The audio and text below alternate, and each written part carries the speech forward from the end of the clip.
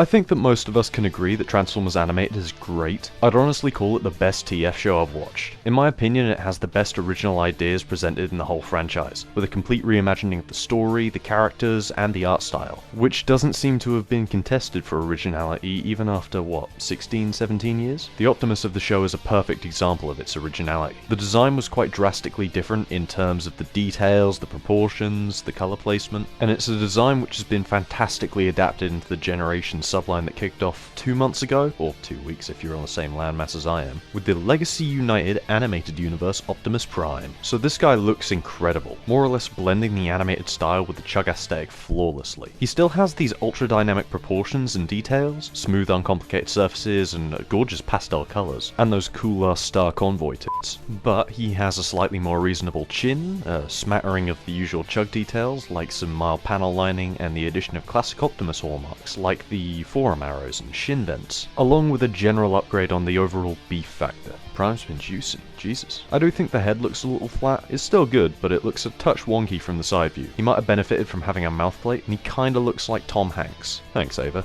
I'll never unsee that. But criticism aside, this head does help maintain the spirit of this version of the character. Young and powerful, but extremely humble. More Superman than Abraham Lincoln. There is one thing about this figure that may bug some people. The torso transformation leaves this grey portion around the chest. It's not a deal breaker, but it is worth pointing out as it may bother some folks. Unless you count the light bar, which comes separate out of the box, he only comes with one accessory. But what an accessory it is. This axe is gorgeous. It's fantastically sculpted and painted, and it's made of the densest chunk of clear plastic I've ever seen. I love the size of this thing too. The bigger the better.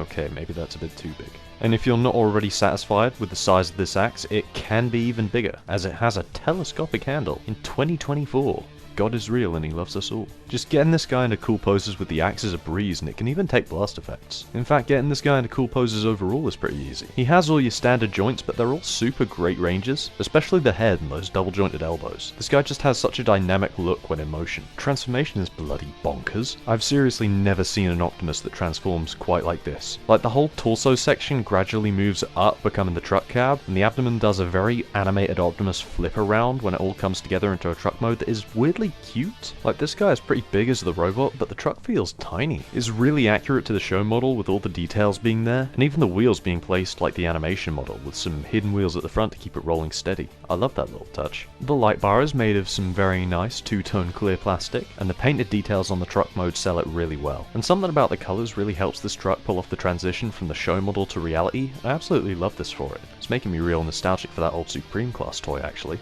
I had that. Overall, this figure really sells the look. These Legacy Animated Universe figures have been really knocking it out of the park in my opinion. Like, Prowl kicks ass and B looks great. I highly recommend this guy to any animated fan, and anyone else for that matter. This guy's just really great.